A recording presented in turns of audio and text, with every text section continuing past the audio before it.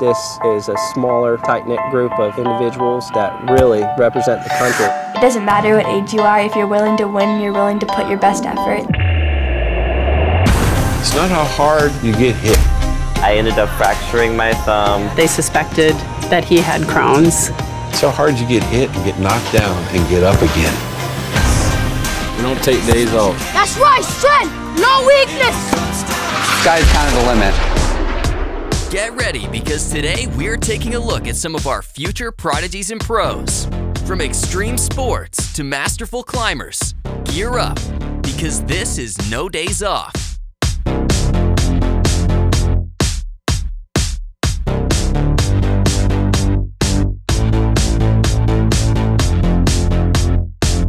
I'm never really not active. He pushes and pushes and pushes until he perfects everything. He's working as hard as he can, putting in as much effort as possible because he wants to do well. He wants to put in the effort, and he just has fun doing it. He's very, very athletic, and he's abnormally strong for his age. Whether it's skateboarding, skimboarding, surfing, ninja, freeline skate, he just has this abnormal ability to do weird things. I do these sports because I love it and because I want to be the best.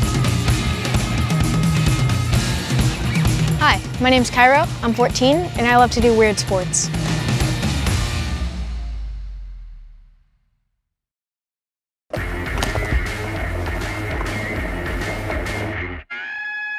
It started off when I was around 2. I had this raft in my hand, and I saw other people out on a wave riding it in, and I was like, whoa, that's cool, I'm gonna try that.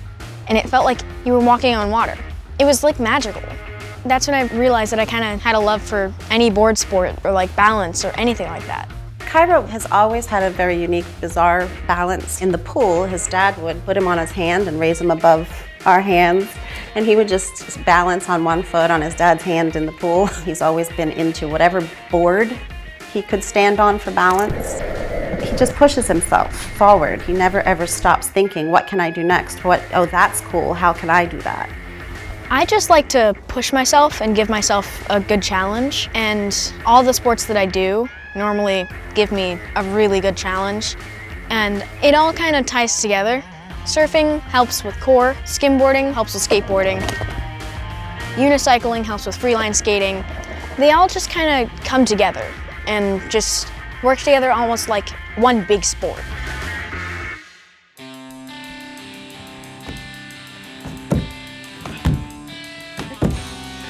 A typical day, I usually start off, I have breakfast. If there are waves, I'll surf, but if there's not, I'll go skateboarding.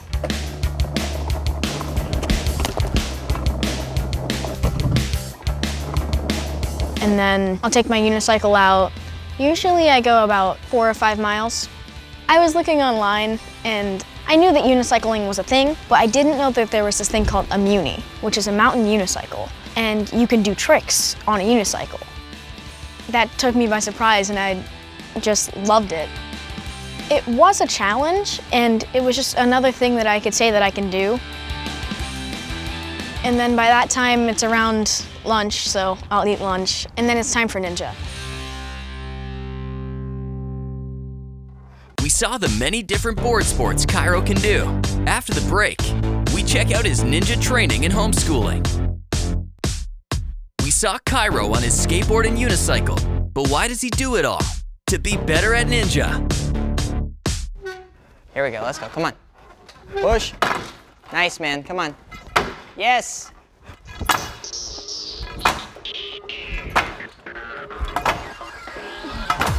I train at this place called Jungle Gym. It's down here in Florida. It's the perfect place for me to train. When I'm doing ninja, it's a completely different feeling than skimboarding. Skimboarding, you can kind of think. Ninja, my mind goes completely blank, and all I can think of is that one thing I'm doing. And I'm pretty stubborn in a way. Once I have something in my head, it won't get out until I do it. Guide with the toes, come on. Yeah, man. Yeah, dude. My name's Caleb Bergstrom. I'm Cairo's coach, and I've been coaching him for about 8 months. Training Cairo is an absolute pleasure. He always has a great time, and so whenever we're training, I can work him hard, and he always is cheerful, he's never in a bad mood, and since we started training, Cairo has gotten so much more powerful. Up, up, come on. Good, Cairo. Nice work, man. That was great. Thanks. One of the skills we work on is the salmon ladder. We also work on the warp ball. There's technicality, there's strength, there's speed, all of it. You need to be a well-balanced athlete to do ninja. You get your power from pulling and turning your shoulders. Okay, so the action of rotation is actually your lâché power. Okay.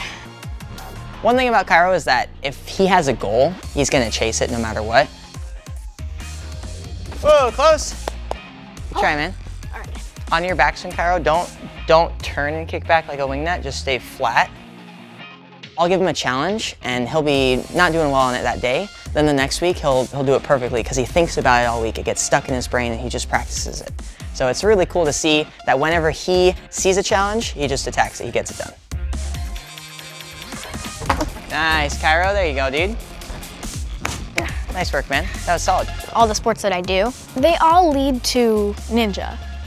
Surfing helps with my upper body strength. Skimboarding, that helps with my lower body and speed. And unicycle definitely helps with my balance because there's not much more that I can think of that means balance than a one-wheeled bike with no handlebars. Quick. Nice job, dude. Whew.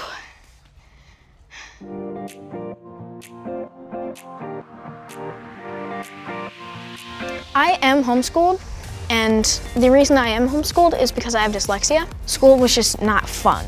It wasn't something that I ever looked forward to, but now that I am doing online school, it's helped a lot, and I'm trying to spread the word of dyslexia. I love to use my platform as a way to spread awareness. Most people think that dyslexia is just about reading and writing, but it's not.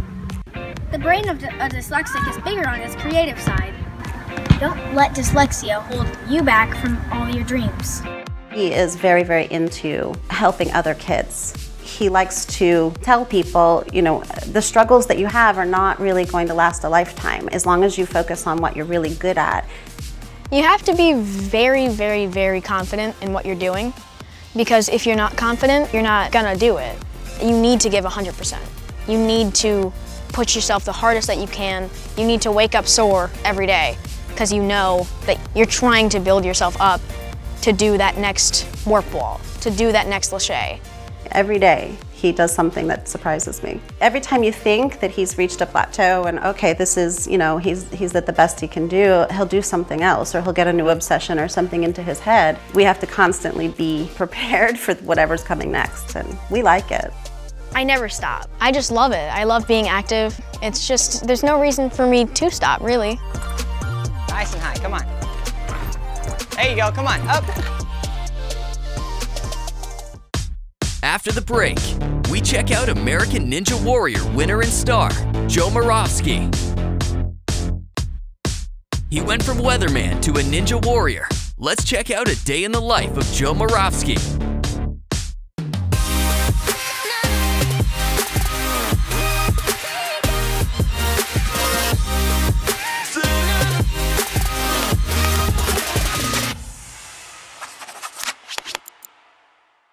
I have seen Joe hang from random things in the house, like a door frame. You gotta do what you gotta do. Right, Emmy? It's amazing how many people still are just, I want to meet the weatherman. It's like, how do you not bump into him at Whole Foods? 52 degrees out, beautiful day, mostly sunny skies, just a few cumulus clouds. What makes you different than these guys? And I was like, well, I'm a weatherman. And they probably thought it was a novelty act. But little did they know I was a pretty serious athlete. When we train together, it's always about one-upping the other person. So we put these circuits together that just pump you out. Individual obstacles really don't scare me. It's the thought of putting them together. Cliffhanger to crazy cliffhanger transfer. It's hard, sure, of course. But it gets progressively harder to the point where you can't even close your hands anymore. They just want to stay open. You see where the chalk is missing on my fingers now? We'll film it, and then the show will see it, and they'll be like, ooh, look what these guys are doing. All of a sudden, we got these obstacles in the show that we've created in one season. It was a pegboard, but the pegboard was upside down. That was designed at Alternate Routes in Baltimore. That was the first time I saw it, and it was probably season 5. But you know how it is, you know, we want to post it and have people be like, what was that? That was amazing, we loved that.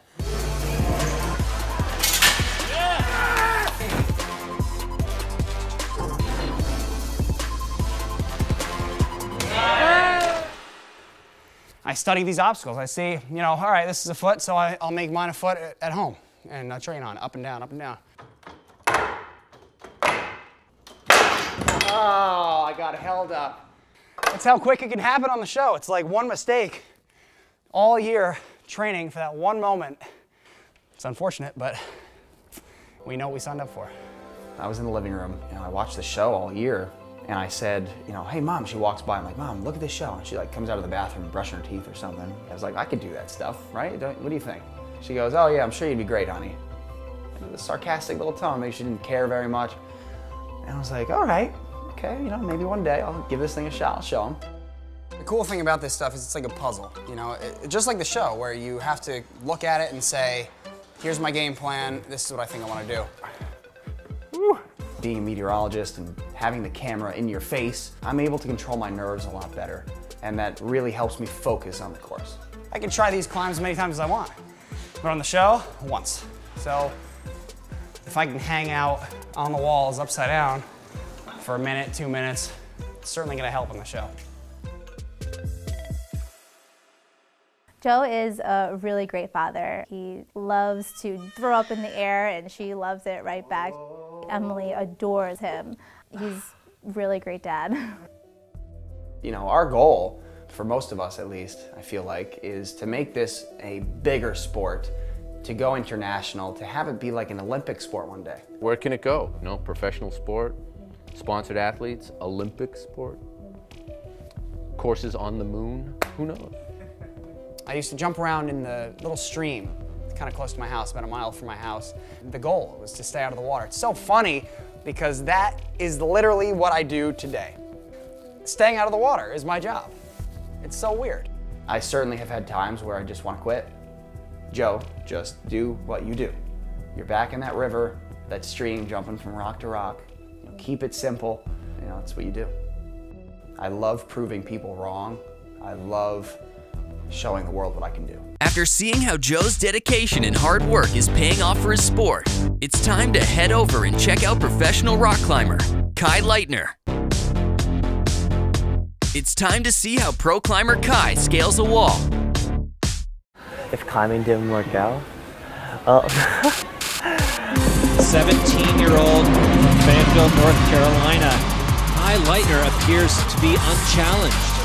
2 more holes between Kai Leitner and his second national championship. That is going to be it for Kai Leitner, the 2017 national champion. Kai's one of the best climbers I've ever seen. Stay focused, Kai. For a long time, Kai has been gung-ho at the competitions, just no fear. Kai Leitner making it happen. I'm Kai, I'm 19, and I'm a professional rock climber.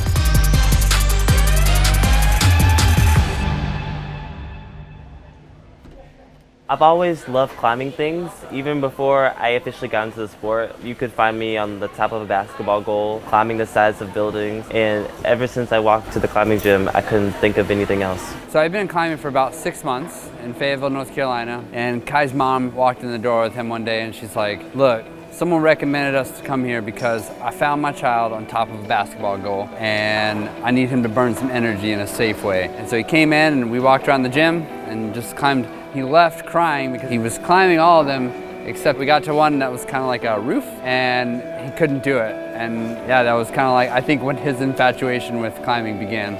Climbing was just something that caught my attention and that I could obsess over. And I could literally stay in one place for 2.5 hours and it was the only thing I thought of. And I never found any activity like that before.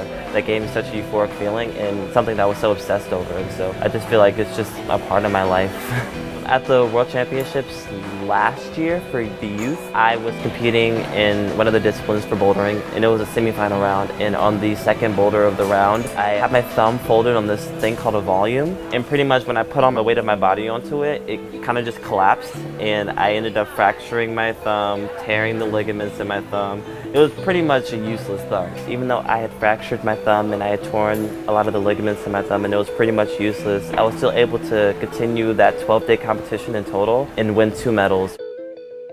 I think something that has made Kai good is the challenges that he's faced with naturally. He's naturally a big guy. The way he moves his body, the way that he utilizes different parts of his body are in a lot of ways unlike any of the other male competitors. They're unlike that also because he has to be that way. A lot of the other strong guys are shorter, thinner, just smaller guys. They fit in the average box a lot easier. And being a bigger athlete, a lot of the time people said that a competition climbing wouldn't work for me at some point because I would outgrow the sport. I've never been good at the one-arm pull-ups because my arms are so long. I don't think I've ever been worried about being too tall in the sport because I always believe that it just requires adaptation. Obviously there are times in training or in competitions that, you know, I don't perform the way I expect and I can be disappointed, but my determination to pursue the sport and to be the best that I can be has never wavered, even from day one. One of the things that I think makes him special is that he's really tenacious. He just tries as hard as he can all the time, but now he's starting to learn how to be more efficient with his body. He needs more strength because he's taller, because he's bigger, because he's thicker. That's it, Kai. Good. Looks great.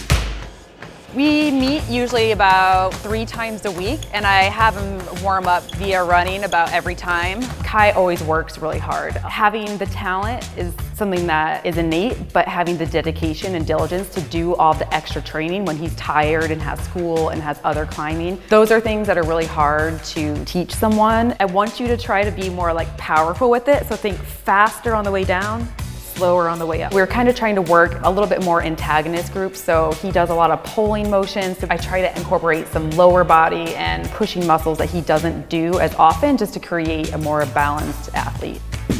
I'm like really terrible at balance. I feel like everything is kind of important for climbing. You have to have a really wide variety of skills to be good at climbing. When you're a climber, I kind of look at them as like gymnasts. It's like you need the power and the strength, but you also need the flexibility. So making sure he's not just getting tight when we do strength training. So we use these AccuMobility balls just to hit a couple major muscle groups like lats and upper back muscles he uses a lot. Essentially the trigger point release, a lot of people use it before weightlifting sessions. You're just trying to get that mobile to be a little more elastic, which when you need that kind of flexibility, if you can get that little extra reach, it's going to help.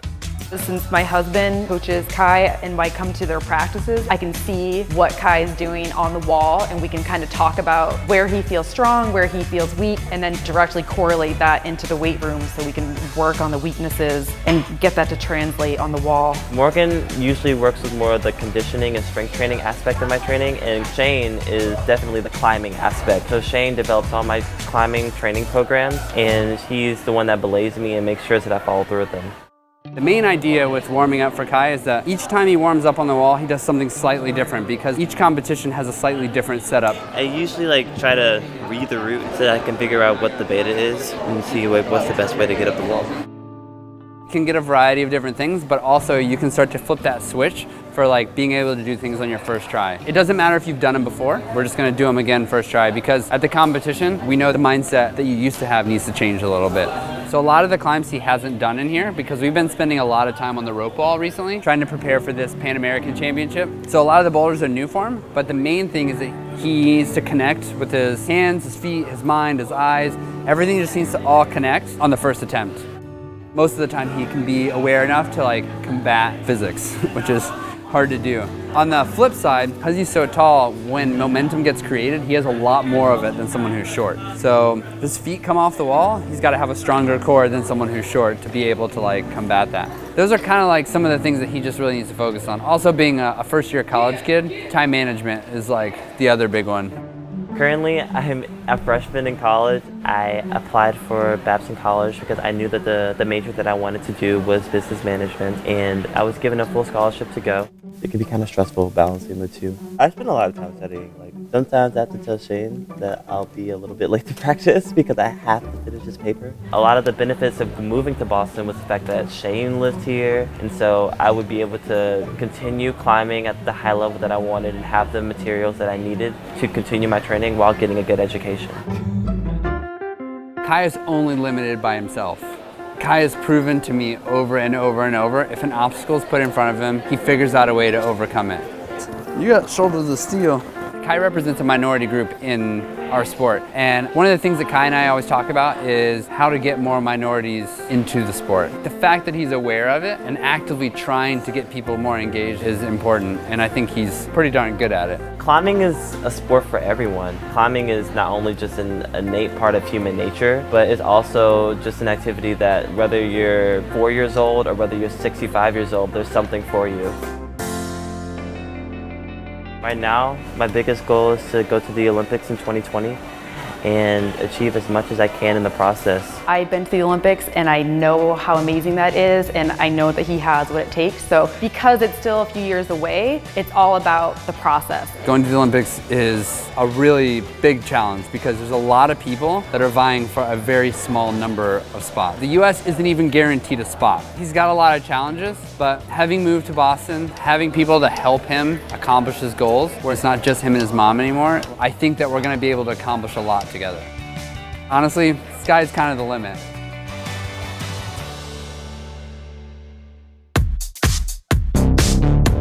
From insane balance and moves to crazy climbing skills, we saw 3 amazing athletes today. Give them a follow and support their journey.